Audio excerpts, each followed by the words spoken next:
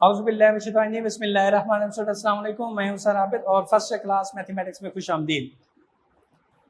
प्यारे बच्चों, last lecture में हम लोग चैप्टर नंबर 2 डिस्कस कर रहे थे और चैप्टर नंबर नेम था जी सेट्स।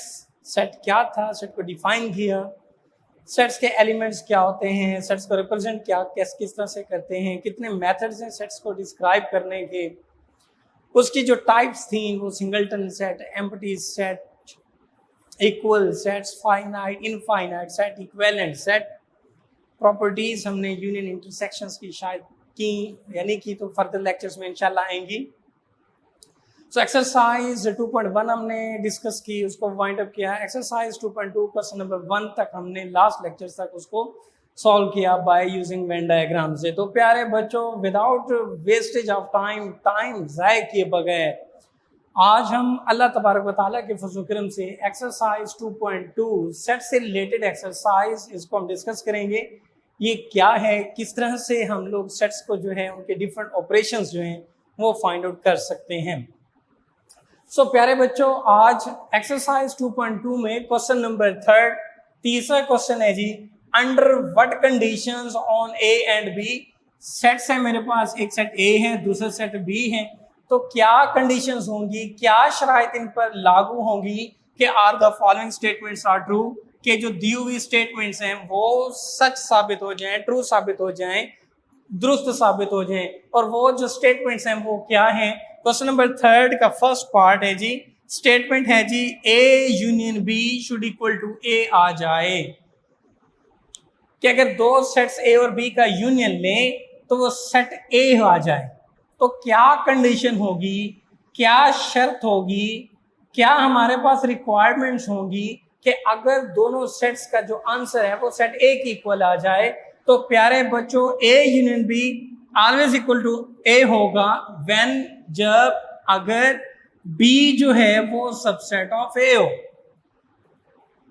ये सॉल्यूशन भी साथ साथ आ रहे हैं। कंडीशंस क्या है कि अगर ए यूनियन बी जवाब जो है, आंसर जो है वो ए आ जाए, तो वो कब आ सकता है कि जब ए आपके पास सुपर सेट हो, बी आपके पास सब सेट हो।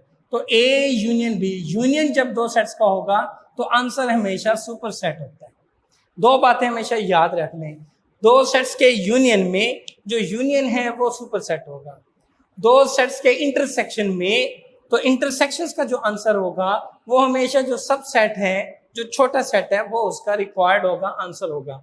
तो A union B always equal to A, तो इसका मतलब ए जो है वो सुपर सेट होगा देन बी से, यानी B is the subset of A.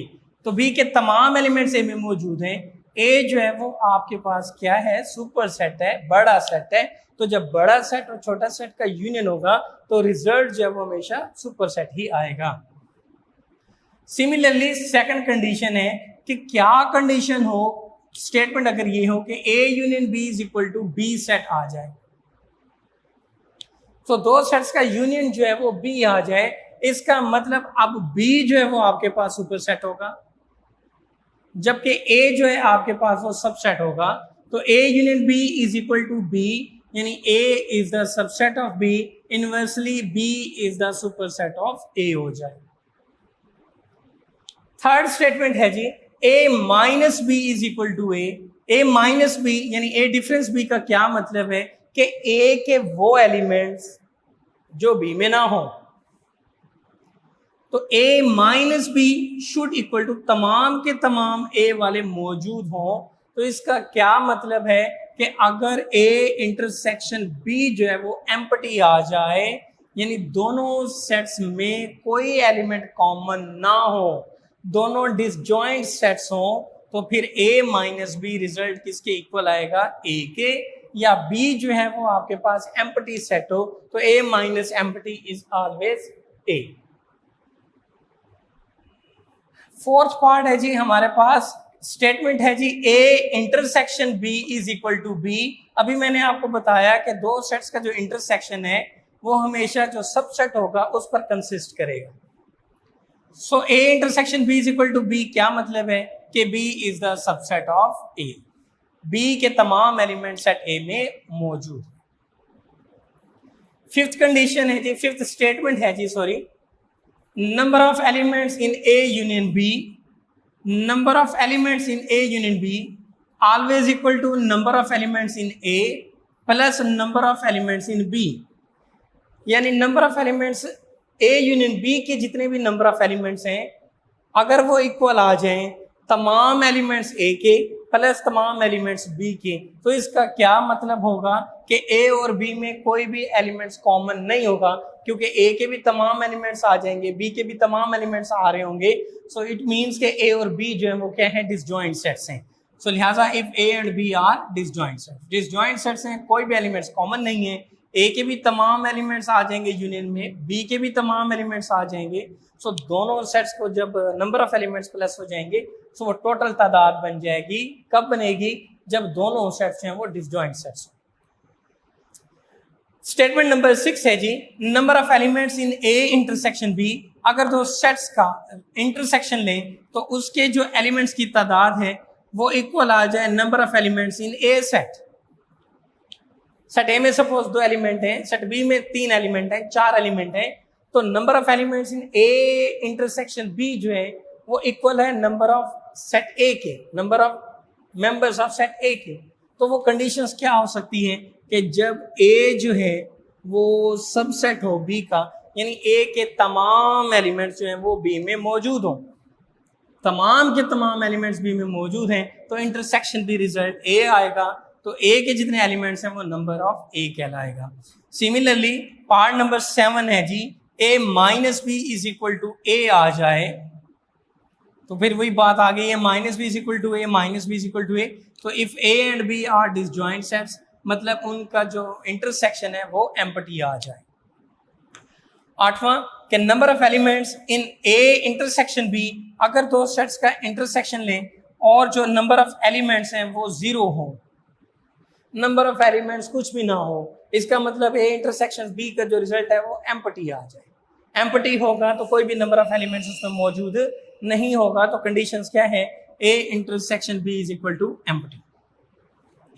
Similarly 9वां है जी, A union B is equal to universal set आ जाए, तो यूनिवर्सल वो कब बनेगा, अगर जो है B set is equal to A complement के इक्वल हो, या B कॉम्प्लीमेंट जो है वो सेट A के इक्वल हो, तब A यूनियन B जो है वो रिजल्ट बनेगा यूनिवर्सल के। सिमिलरली पार्ट नंबर 10 है जी, A union B is equal to B union A, so it is always true. हमेशा कम्यूटेटिव प्रॉपर्टी में दो सेट्स का जो यूनियन है वो हमेशा इक्वल रहता है। A union B is equal to B union A, A intersection B is equal to B intersection A, so it is always true.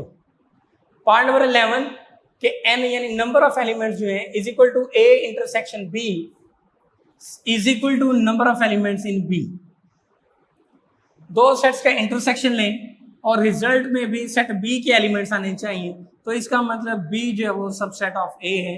याद रखें, इंटरसेक्शन में जो रिजल्टेंट सेट आता है वो सबसेट होता है, यूनियन में जो रिजल्टिंग सेट आता है वो आपके पास सुपर सेट आता है। इसी तरह part number 12, universal minus A is equal to empty, यानी A कॉम्प्लीमेंट जो है वो 0 नल आ जाए, एम्प्टी आ जाए, तो इसका क्या मतलब है कि यूनिवर्सल सेट जो है वो सेट A के इक्वल आ जाए, यानी सेट A जो है वो और यूनिवर्सल सेट जो वो दोनों बराबर आ जाएं, इक्वल आएंगे, तो उनका जो माइनस है, जो डिफरेंस है वो एम्प्टी आएगा। सो कंडीशंस कब सेट हो सकती है कि जब यूनिवर्सल सेट सेट A के इक्वल आ जाए।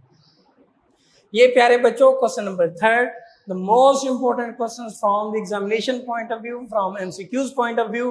तो लाजमन आपके पास ये चीजें, ये कंडीशंस, ये क्या होती हैं, किस तरह से बनाई जा सकती हैं, वो क्वेश्चंस आपके पेपर में, बोर्ड के पेपर में लाजमन आते रहते हैं। सिमिलरली एक्सरसाइज 2.2 में क्वेश्चन नंबर 4 बहुत आसान, क्लास 6 से लेकर ऑनवर्ड्स 10 तक आप लोग ये चैप्टर नंबर जो है सेट से रिलेटेड वो करते चले आ रहे हैं। तो ये चैप्टर चूंकि फर्स्ट में भी है, इसको भी करना है, तो लिहाजा हमने थोड़ा सा टच भी दिया इसको। Question number 4 let universal set जो है वो कंटेन करता है जी 1 से लेकर 10 तक एलिमेंट्स। सिमिलरली सेट A जो है उसमें एलिमेंट्स हैं जी 2, 4, 6, 8, 10 यानी इवन नंबर्स का सेट है। सेट B जो है 1, 2, 3, 4, 5 ये कंसिस्ट करते हैं एलिमेंट। सेट C जो है 1, 3, 5, 7, 9, ऑड वाले नंबर आ रहे हैं तो 1 3 5 7 9, तो आपके पास सेट सी भी मौजूद हो गया। तो जनाब हमने क्या करना है, we have to find the complement.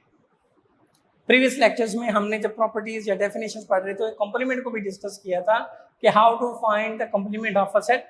तो कॉम्प्लीमेंट जो है वो किस तरह से फाइंड किया जा सकता है, यूनिवर्सल में से उस सेट को माइनस करना, यानी यूनिवर्सल माइनस ए।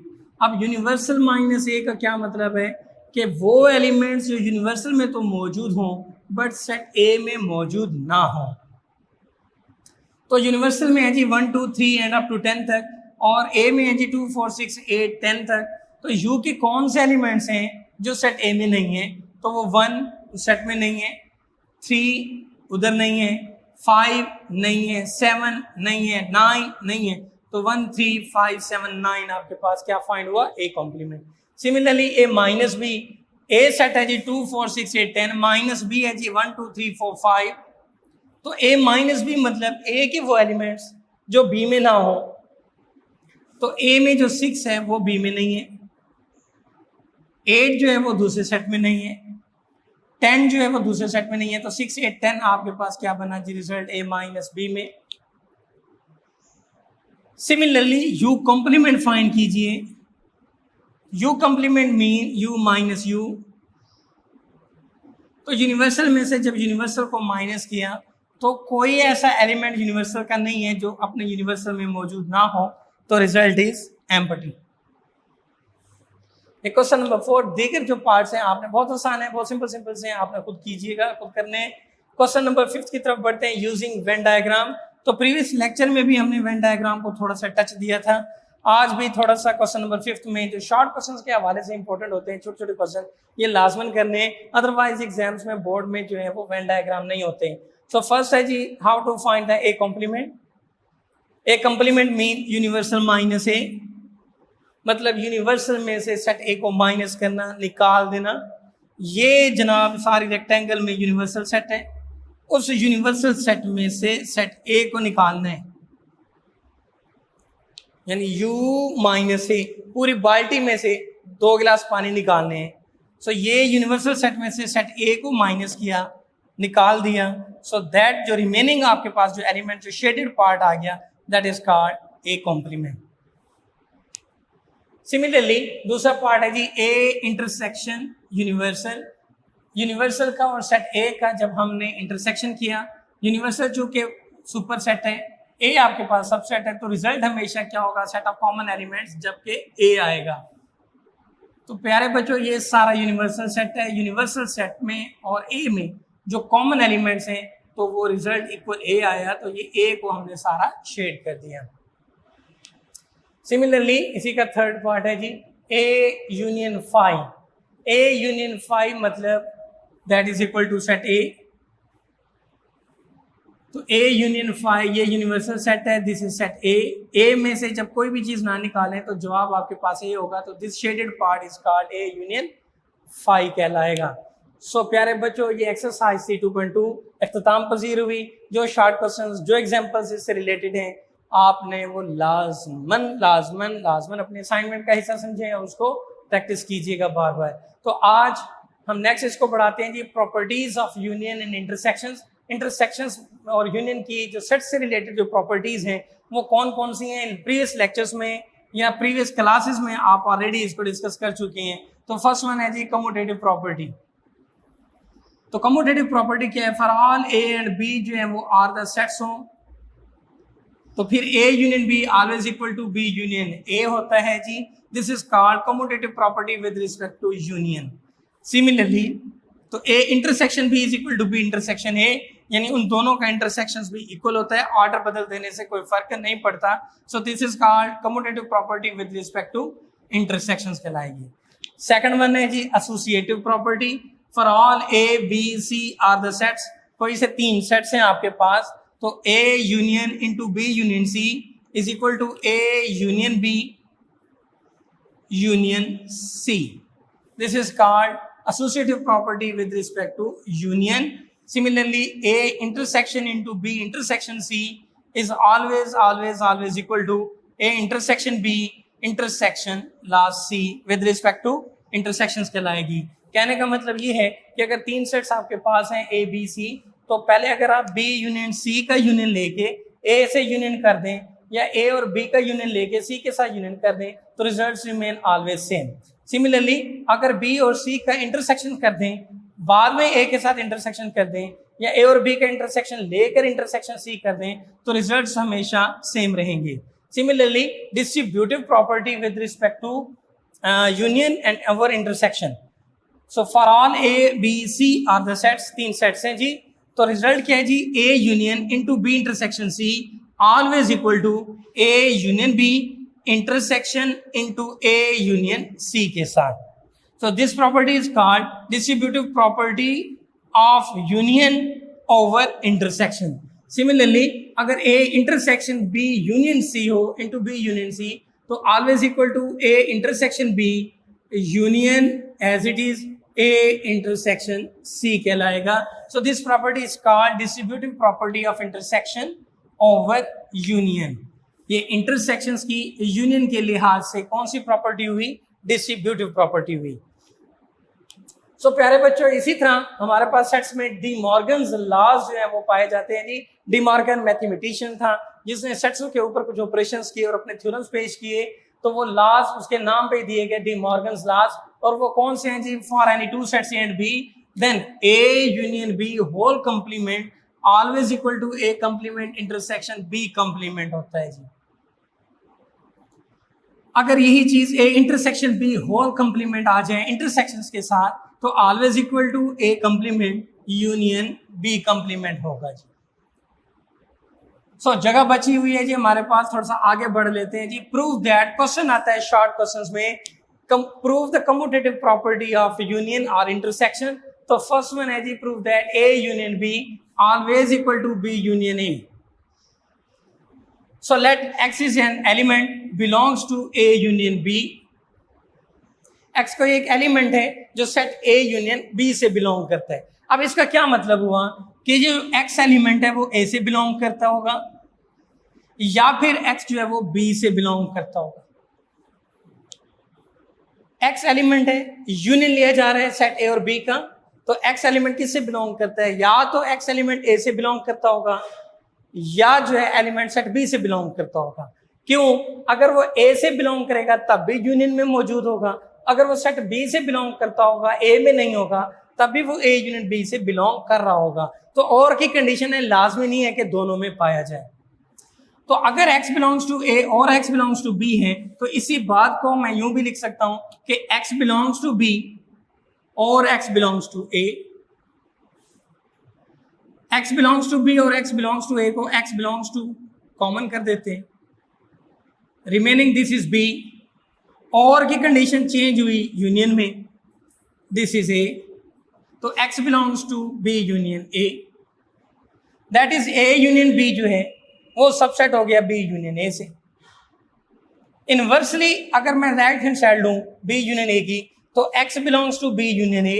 अब इसका मतलब फिर वही हो गया कि x जो है वो या तो b से बिलोंग करता है और या फिर x जो है वो a से बिलोंग करता है। अल्टरनेटली लिखूं तो x बिलोंग्स टू a और x बिलोंग्स टू b या x belongs to a union b।